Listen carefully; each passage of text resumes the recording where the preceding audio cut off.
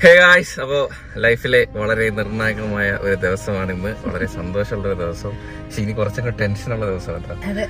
അപ്പം നമ്മൾ കുറെ നാളായിട്ട് വീടുകൾ ഇങ്ങനെ തേടി തേടി നടക്കുന്നത് നിങ്ങൾക്ക് അറിയാമല്ലോ. അപ്പം ഫൈനലി നമുക്കുള്ള വീട് നമ്മൾ കണ്ടെത്തി. നമ്മുടെ ഇഷ്ടത്തിനും അനുസരിച്ച് വെച്ച പോലെ തോന്നി അല്ലേ? കണ്ടപ്പോ ആദ്യം കണ്ടപ്പോ തന്നെ എനിക്ക് തോന്നി. ആ വീട് കണ്ടിട്ട് പിന്നെ നമ്മൾ കുറെ വീട് പിന്നെ കണ്ടായിരുന്നു. പക്ഷെ ഹായ് ഫ്രണ്ട്സ്, എല്ലാവർക്കും പുതിയൊരു വീഡിയോയിലോട്ട് സ്വാഗതം. അപ്പോൾ പ്രവീൺ പറഞ്ഞതുപോലെ തന്നെ ഒരുപാട് അലച്ചിലുകളിന് ശേഷം പ്രവീൺ എന്തായാലും ഒരു വീട് റെഡി ആയിട്ടുണ്ട്. അതും കുഞ്ഞ് ജനിച്ച് 28 കഴിയുമ്പോഴേക്കും സ്വന്തം വീട്ടിലോട്ട് പോകാനാണ് പ്രവീൺ ആഗ്രഹം എന്ന് പറഞ്ഞിട്ട് നേരത്തെ ഒരു വീഡിയോ ചെയ്തിട്ടുണ്ടായിരുന്നു. വീടൊക്കെ നോക്കുന്നതൊക്കെ ആയിട്ടുള്ളൊരു വീഡിയോ പ്രവീൺ ചെയ്തിട്ടുണ്ടായിരുന്നു. എന്തായാലും 25 വയസ്സിനിടയ്ക്ക് ഒരു കുഞ്ഞിൻ്റെ അച്ഛനായി, അതുപോലെ തന്നെ വലിയൊരു ഇതാണ് ഒരു സ്വന്തമായിട്ടുള്ളൊരു വീട് എന്ന് പറയുന്നത്. അതെന്തായാലും പ്രവീൺ കരസ്ഥമാക്കിയിരിക്കുകയാണ്. ഇപ്പോൾ അഡ്വാൻസും കാര്യങ്ങളൊക്കെ കൊടുത്തു. അവർക്ക് ഇഷ്ടപ്പെട്ട ഒരു വീട് തന്നെ കിട്ടിയെന്നൊക്കെ പറഞ്ഞിട്ട് ഭയങ്കര സന്തോഷം തോന്നുന്നുണ്ട്. ഈ ഒരു ചെറിയൊരു പ്രായത്തിൽ ചെറിയൊരു യുവാവ് ഈ ഒരു പ്രായത്തിനിടയ്ക്ക് ഇത്രയും പെട്ടെന്നൊരു വീട്, സ്വന്തമായിട്ടുള്ളൊരു വീട് സ്വന്തമാക്കുക എന്ന് പറയുന്നത് ഏറ്റവും വലിയൊരു ഇത് തന്നെയാണ്. ഇപ്പം ആരും അങ്ങനെ സ്വന്തം വീടിനെ കുറിച്ച് ആൾക്കാർ ചെറിയ പയ്യന്മാർ ചിന്തിക്കാറില്ല. വേറൊരു വീടുണ്ടെങ്കിൽ അവരത് മാത്രമായിട്ട് പോവുകയാണ് ചെയ്യുക. പക്ഷേ പ്രവീണിൻ്റെ ജീവിത സാഹചര്യം കൊണ്ട് പ്രവീൺ ഒരു വാടക വീട് എടുക്കാനോ ഒന്നിനും മുതിരാതെ സ്വന്തം വീട്ടിലോട്ട്, എൻ്റെ കുഞ്ഞ് സ്വന്തം വീട്ടിലോട്ട് തന്നെ പോകണം എന്നൊരു വാശി അവൻ്റെ മനസ്സിലുണ്ടായിരുന്നു. ആ ഒരു വാശി നിറവേറിയിരിക്കുകയാണ്. പ്രവീൺ ഇതാ സ്വന്തം വീടിന് ഉടമയായിരിക്കുകയാണ്. അപ്പോൾ കുറച്ച് കാര്യങ്ങളൊക്കെ കൂടി ഉണ്ട്. അപ്പോൾ എന്തായാലും അതൊക്കെ കഴിഞ്ഞ് കഴിഞ്ഞാൽ 28 കഴിഞ്ഞ് ഒരു മാസത്തിനുള്ളിൽ 28 എന്ന് പറയുമ്പോൾ അവൻ്റെ എന്താണ് ഇപ്പോൾ കുഞ്ഞ് ജനിച്ച് കുറച്ചല്ലേ ആയിട്ടുള്ളൂ. അപ്പോൾ അപ്പോഴേക്ക് 28 കഴിഞ്ഞ് കുഞ്ഞിനെ പുതിയ വീട്ടിലോട്ട് കൊണ്ടുപോകാനാണ് അവരുടെ ആഗ്രഹം എന്നാണ് പറയുന്നത്. എന്തായാലും ഒരുപാട് സന്തോഷം തോന്നുന്നുണ്ട്. ഒരുപാട് പ്രശ്നങ്ങൾക്കിടയിലും അതാണ് നമുക്ക് എന്തിനും നമുക്കൊരു വാശി വേണം. ജീവിതത്തിൽ നമുക്ക് ഒന്നുമല്ല എന്ന് പറഞ്ഞ് നമ്മൾ അടഞ്ഞുകൂടിയിരിക്കുകയല്ല ചെയ്യേണ്ടത്. നമുക്ക് സാധിക്കും, നമ്മളെ കൊണ്ട് പറ്റുന്നത് നമുക്ക് ചെയ്യാൻ പറ്റും എന്നൊരു വാശിയാണ് നമുക്ക് ജീവിതത്തിൽ വേണ്ടത്. ജീവിതം ഒന്നേ ഉള്ളൂ. ആ ഒരു ജീവിതം നമ്മൾ മാക്സിമം ഹാപ്പി ആയിട്ട് ഇരിക്കാൻ നോക്കുക. വെറുതെ എന്തിനാണ് പല പ്രശ്നങ്ങളും പല അതും ഇതും എല്ലാം തലയിൽ കയറ്റി വെച്ച് എന്തിനാ വെറുതെ ഒരു പ്രശ്നം ഉണ്ടാക്കുന്നത്? നമ്മൾ ഹാപ്പി ആയിട്ടിരിക്കുക. പിന്നെ എന്താണ് ഫാമിലി ഇഷ്യൂസും കാര്യങ്ങളൊന്നും ഇല്ലാത്ത ലൈഫ് ഉണ്ടാവില്ല. അതൊക്കെ ഒരു വഴിയിലൂടെ വിടുക. നമുക്കുള്ള ലൈഫ്, നമ്മുടെ വൈഫ് എന്താണ് പ്രവീണിൻ്റെ വൈഫ്, അതുപോലെ പ്രവീണിൻ്റെ കുഞ്ഞ്, അപ്പോൾ അവരുടേതായിട്ടുള്ളൊരു ലോകം, അവരുമായിട്ട് അവർക്ക് സന്തോഷമായിട്ട് ജീവിക്കാം. അതിനൊരു ലോകം, അതിനൊരു എന്താ പറയുക, ഇപ്പോൾ 2 മക്കളുണ്ടെങ്കിൽ അത് 3 മക്കളുണ്ടെങ്കിൽ ഒരു വീട്ടിൽ തന്നെ കഴിയാതെ സെപ്പറേറ്റഡ് ആവുന്നത് തന്നെയാണ് നല്ലത്. ഒരു വീട്ടിൽ കഴിയുമ്പോൾ ഇതുപോലെ പല പ്രശ്നങ്ങളും കാര്യങ്ങളൊക്കെ വരും. ഇപ്പോൾ എന്തായാലും ഇനി എൻ്റെ വീട് എന്ന് പറഞ്ഞിട്ട് അവർക്ക് സന്തോഷത്തോടുകൂടി സമാധാനത്തോടുകൂടി അവർക്ക് ആ വീട്ടിൽ കഴിയാം. പിന്നെ ഫാമിലി ഇഷ്യൂസൊക്കെ അതൊക്കെ മാറും. അച്ഛനും അമ്മയൊക്കെ അവരെല്ലാം ഒന്നാവും, കൊച്ചും അവരെല്ലാം ഒന്നാവും. അപ്പോൾ എന്താണ് ആ ഒരു ഒന്നിക്കട്ടെ. എന്തായാലും ഫാമിലിയിൽ ആരും പെർഫെക്റ്റ് ആയിട്ടുള്ള ആൾക്കാരുണ്ടാവില്ല. എല്ലാ ഫാമിലിയിലും ഇഷ്യൂസ് കാര്യങ്ങളൊക്കെ ഉണ്ടാവും. അപ്പോൾ എന്തായാലും ഇത്രയും ചെറിയൊരു പ്രായത്തിലിടയ്ക്ക് ഒരു വീടിൻ്റെ ഉടമസ്ഥനാവാന്ന് കേട്ടപ്പോൾ ഭയങ്കര സന്തോഷമുണ്ട്. അപ്പോൾ അവർ പറഞ്ഞ കുറച്ച് കാര്യങ്ങളും കൂടെ ഒന്ന് നമുക്കൊന്ന് കണ്ടിട്ട് വരാം. ഒന്ന് കണ്ടു നോക്കൂ. വളരെ സന്തോഷം. പെട്ടെന്നായിരുന്നു കേട്ടോ. എല്ലാം പെട്ടെന്നായിരുന്നു. നമ്മൾ കഴിഞ്ഞ വീഡിയോയിൽ പറഞ്ഞില്ലായിരുന്നു, നമുക്കൊരു വീട് ഇഷ്ടപ്പെട്ടായിരുന്നു, നമ്മളതൊരു ഫേവറേറ്റ് ബക്കറ്റ് ലിസ്റ്റിൽ മാറ്റി വെച്ചിട്ടുണ്ട്. പക്ഷെ നമുക്ക് കുറച്ച് കാര്യങ്ങൾ, ബഡ്ജറ്റും കാര്യങ്ങളൊക്കെ റെഡി ആവാത്തത് കൊണ്ടാണ് ആ ഒരു വീട് നമ്മൾ മാറ്റി വെച്ചേന്ന്. അപ്പം എന്തായാലും ആ വീടാണ് നമ്മളെന്ന് വാങ്ങാം. അതെ, അപ്പോൾ ഇന്ന് നമ്മൾ അതിന് അഡ്വാൻസ് കൊടുത്തു. അപ്പം നമ്മൾ 1 മാസം വെച്ചിട്ടാണ് അഡ്വാൻസ് എഴുതിയത്. ഇന്നായിരുന്നു അതിൻ്റെ എഴുത്തും കാര്യങ്ങളൊക്കെ.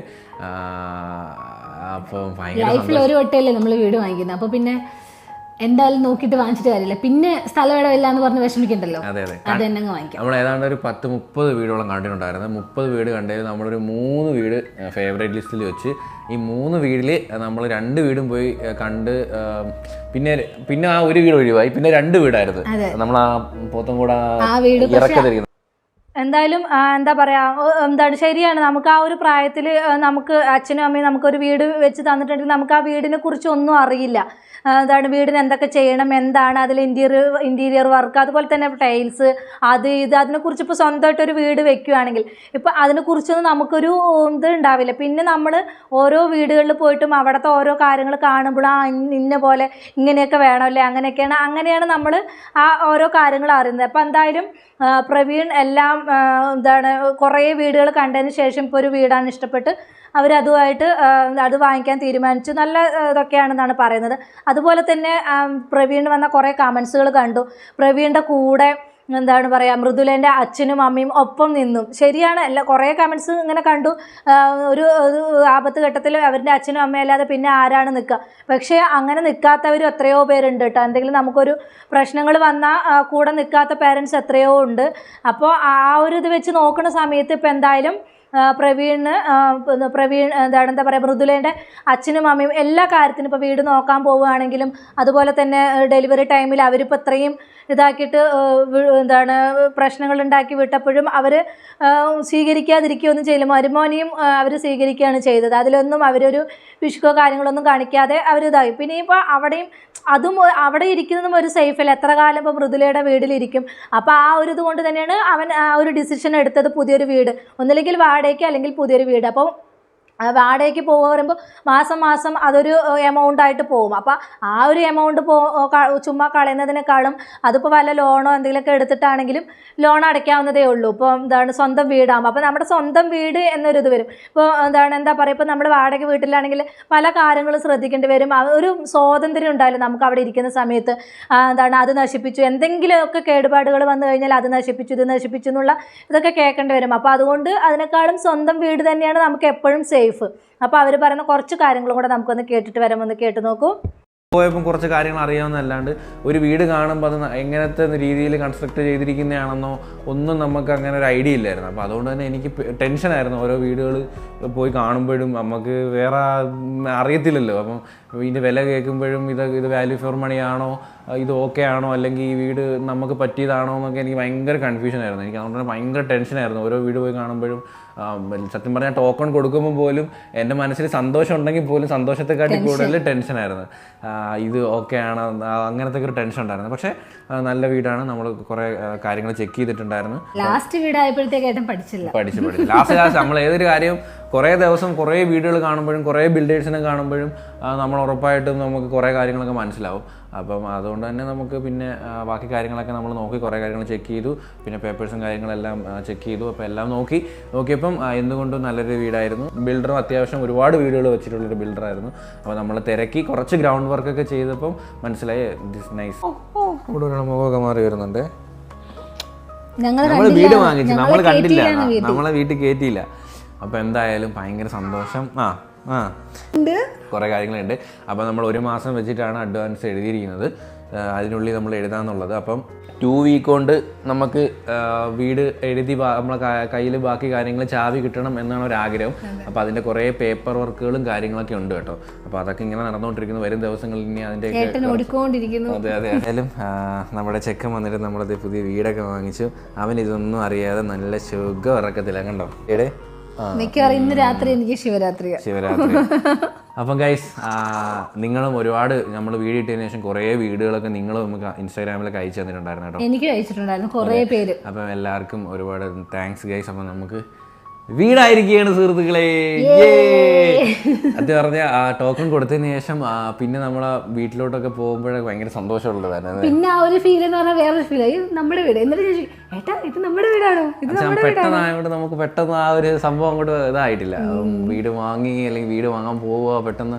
പിന്നെ കൈസ് കുറേ കാര്യങ്ങൾ നമ്മൾ ലൈക്ക് എനിക്കിപ്പം 25 വയസ്സെന്ന് പറയുമ്പോൾ ഒരു ഏജ് തന്നെയാണ്. പക്ഷെ എങ്കിൽ പോലും നമ്മളെ ലൈഫിൽ ഇങ്ങനത്തെ ഒരു ഇതൊന്നും ഇല്ലല്ലോ നമുക്ക്. അപ്പോൾ പ്രവീൺ പറഞ്ഞതുപോലെ തന്നെ 25 വയസ്സ് എന്ന് പറയുന്നത് ചെറിയൊരു ഇതൊന്നുമല്ല. ആ ഒരു 25 വയസ്സിനിടയ്ക്ക് ഇത്രയും നേടിയെടുക്കാൻ കഴിയുക എന്ന് പറഞ്ഞത് ഏറ്റവും വലിയൊരു ഇത് തന്നെയാണ്. അപ്പോൾ എന്താ പറയുക, ജീവിതം തൊലച്ച് കളയാതെ എന്തെങ്കിലുമൊക്കെ ആവണം, എന്തെങ്കിലുമൊക്കെ ചെയ്യണം എന്നുള്ളൊരു വാശിയോടുകൂടി സ്വന്തം വീട് എടുക്കുക എന്നുള്ള ആ ഒരു ഇതൊരു ഗുഡ് ഡിസിഷൻ തന്നെയാണ്. അപ്പോൾ ഈ ഒരു പ്രവീണിൻ്റെ ഈ ഒരു ഇത് കാണുന്ന എല്ലാവരും നിങ്ങൾ മനസ്സിലാക്കേണ്ടത് എന്താ അറിയോ, നമ്മളെ കൊണ്ട് സാധിക്കില്ല എന്ന് പറഞ്ഞിട്ട് നമ്മൾ മാറിയിരിക്കുന്നത്. നമ്മളെ കൊണ്ട് പറ്റും, നമ്മളെ കൊണ്ട് പറ്റാത്തതായിട്ട് നമ്മുടെ ജീവിതത്തിൽ ഒന്നും ഉണ്ടാവില്ല. നമ്മളെ കൊണ്ട് സാധിക്കുന്ന പല കാര്യങ്ങളും ഉണ്ടാവും.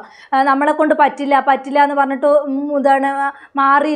ഇരിക്കുകയല്ല ചെയ്യേണ്ടത്. നമ്മളെ കൊണ്ട് സാധിക്കുന്ന കാര്യങ്ങൾ നമ്മൾ ചെയ്ത് ജീവിതത്തിൽ മുന്നോട്ട് വരാൻ നോക്കുക. അല്ലാതെ ഒരാൾ എന്തെങ്കിലും നമുക്ക് എന്തെങ്കിലും ഒരു കാര്യം നമുക്ക് പറ്റാത്തത് ഒരാൾ വന്നിട്ട് നമ്മൾ ചിലപ്പോൾ നമുക്കത് പറ്റുന്ന കാര്യമായിരിക്കും. അവർ വന്നിട്ട് നിന്നെ കൊണ്ട് അതൊന്നും പറ്റില്ല, നീ അത് നിനക്കത് ഇതാവില്ല എന്നൊക്കെ പറയും. പക്ഷേ അതിൽ നമ്മൾ ഇതാവരുത്. നമ്മൾക്ക് പറ്റും, നമ്മളെ കൊണ്ട് പറ്റുന്ന കാര്യങ്ങൾ നമ്മൾ ചെയ്യാൻ ശ്രമിക്കുക. അല്ലാതെ നമ്മൾ ഒതുങ്ങിക്കൂടി ഇതാവേണ്ട ഇതല്ല. ഒരു ലൈഫല്ലേ ഉള്ളൂ, നമ്മൾ മാക്സിമം എൻജോയ് ചെയ്ത് ജീവിക്കുക. അതുപോലെ തന്നെ പ്രവീണിൻ്റെ ഒരു ലൈഫ് എന്ന് പറയുന്നത് എല്ലാ ആൺകുട്ടികളും കാണേണ്ട ഒരു ലൈഫ് തന്നെയാണ്. ഇത്രയും എനിക്ക് പറഞ്ഞിട്ട് പോയത്, ഞാൻ റിപ്പീറ്റ് അടിക്കുക എന്ന് പറഞ്ഞ് ആ ഒരു പ്രായത്തിനിടയ്ക്ക് ഇത്രയും വലിയ വീട്, അതൊരു ഇത് തന്നെയാണ്, ഒരു ഭാഗ്യം തന്നെയാണ്.